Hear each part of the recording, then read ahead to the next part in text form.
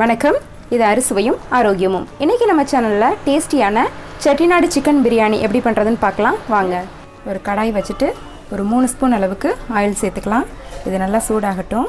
இது கூடவே ஒரு 2 ஸ்பூன் அளவுக்கு நெய்யும் நம்ம சேர்த்துக்கலாம். இந்த ஆயிலும் நெய்யும் சூடானதுக்கப்புறம் ஒரு 1/4 ஸ்பூன் அளவுக்கு சோம்பு, ஒரு பட்டையோட இலை, ஒரு துண்டு பட்டை, ஒரு அன்னாசிப்பூ, 2 கிராம்பு, 2 ஏலக்காய். இது நல்லா பொரியட்டும்.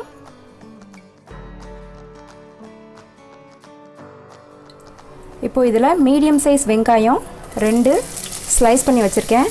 இதையும் சேர்த்து வதக்கிக்கலாம். இது நல்லா ப்ரௌனிஷ் ஆகணும், நல்லா வதங்கி வரணும். அப்போ தான் பிரியாணியோட டேஸ்ட் வந்து நல்லாயிருக்கும். முடிஞ்ச அளவுக்கு சிம்மில் வச்சு நீங்கள் இதை ஃப்ரை பண்ணிக்கோங்க.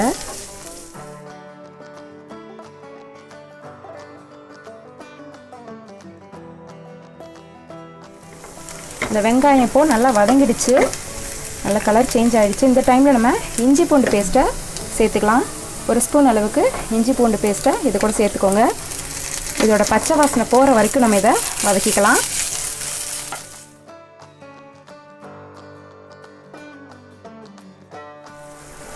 இஞ்சி பூண்டு பேஸ்ட்டு வாசனை வந்து நல்லா போயிடுச்சு.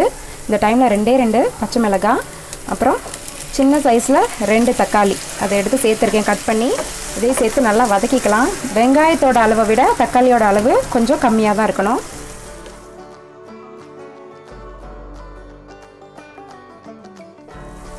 இப்போ தக்காளி நல்லா வதங்கிடுச்சு. இந்த டைமில் நம்ம எடுத்து வச்சுருக்க மசாலா எல்லாத்தையுமே ஆட் பண்ணிக்கலாம். மஞ்சள் தூள் ஒரு 1/4 ஸ்பூன் அளவுக்கு, மிளகாய் தூள் ஒரு 1 ஸ்பூன் அளவுக்கு. உங்களுக்கு காரத்துக்கு ஏற்ற மாதிரி நீங்கள் மிளகாய் தூளை சேர்த்துக்கோங்க. நான் காஷ்மீரி ரெட் சில்லி பவுடர் சேர்த்துருக்கேன், இது நல்ல கலர் தரும்.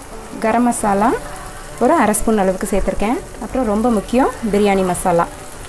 இதோட லிங்க் வந்து நான் டிஸ்கிரிப்ஷனில் தரேன், அப்புறம் சஜஸ்டட் ஐட்டம்ஸில் கூட கொடுக்குறேன். இப்போ இந்த மசாலா எல்லாம் சேர்த்து இந்த பச்சை வாசனை போகிற வரைக்கும் வதக்கியாச்சு.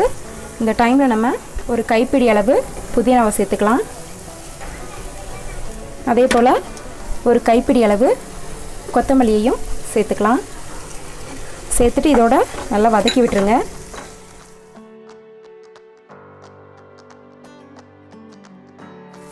கொத்தமல்லி புதினா சேர்த்து வதக்குனதுக்கப்புறம் ஒரு கப் அளவு தயிர், அதாவது 3 ஸ்பூன் அளவுக்கு சேர்த்துட்டு நல்லா கலந்துடுங்க. இந்த தயிர் சேர்த்திங்கன்னா பிரியாணியோட டேஸ்ட் வந்து ரொம்ப நல்லாயிருக்கும். இப்போ இந்த மசாலா நல்லா வதங்கிடுச்சு. இந்த டைமில் நம்ம எடுத்து வச்சுருக்க சிக்கன் பீசஸ்லாம் இதில் சேர்த்துக்கலாம். நல்லா வாஷ் பண்ணிவிட்டு சேர்த்துக்கோங்க. நான் வந்து 1/2 கிலோ அளவுக்கு சிக்கன் எடுத்திருக்கேன்.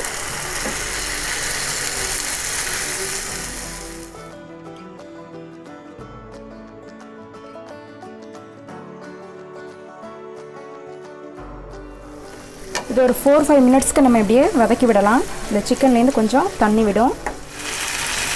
இந்த டைமில் இதுக்கு தேவையான அளவு உப்பு நம்ம சேர்த்துக்கலாம். ரைஸ் அப்புறம் சிக்கன் இதுக்கு தேவையான உப்பை நீங்கள் இந்த டைம்லேயே சேர்த்துக்கோங்க. நல்லா கலந்துடலாம்.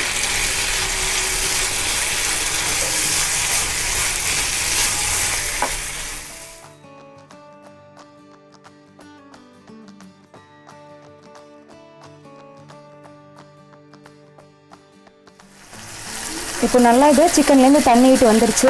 இப்போவே நல்லா சிக்கன் கறி வாசனை மாதிரி வர ஆரம்பிச்சிருச்சு.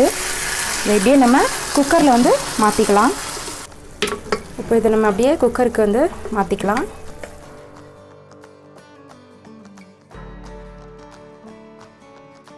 இப்போ பாஸ்மதி ரைஸு 300 கிராம் அளவுக்கு எடுத்து ஒரு 1/2 மணி நேரத்துக்கு ஊற வச்சுருக்கேன். 20லேருந்து 30 நிமிஷம் அளவுக்கு ஊற வச்சு எடுத்துக்கோங்க. நல்லா வாஷ் பண்ணிவிட்டு ஊற வச்சு எடுத்துக்கோங்க. இப்போ இந்த ரைஸை நம்ம அப்படியே குக்கரில் சேர்த்துக்கலாம். இப்போது இதுக்கு தேவையான அளவு தண்ணியை சேர்த்துக்கலாம். நான் 300 கிராம் அளவு பாஸ்மதி ரைஸ்க்கு 450 ml அளவுக்கு தண்ணி சேர்த்துருக்கேன். பாஸ்மதி ரைஸ்னால் நீங்கள் 1 கப் ரைஸுக்கு 1.5 கப் அளவு தண்ணி வச்சுக்கோங்க. நார்மல் ரைஸ் சேர்க்குறீங்க அப்படின்னா 1 கப் ரைஸுக்கு 2 கப் அளவு தண்ணி வைக்கணும்.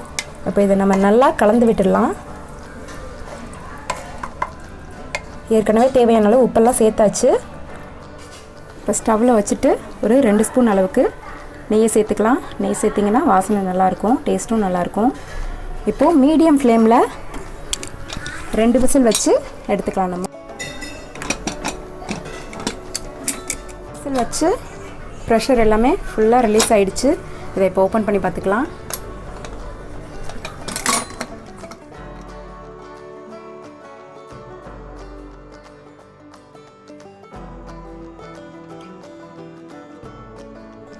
அவ்வளோதான், நம்மளோட செட்டிநாடு சிக்கன் பிரியாணி சூப்பராக ரெடி ஆகிடுச்சு. நீங்களும் இதை ட்ரை பண்ணி பாருங்கள். இந்த வீடியோ உங்களுக்கு பிடிச்சிருந்ததுன்னா மறக்காமல் எங்களோட சேனலை சப்ஸ்கிரைப் பண்ணுங்கள்.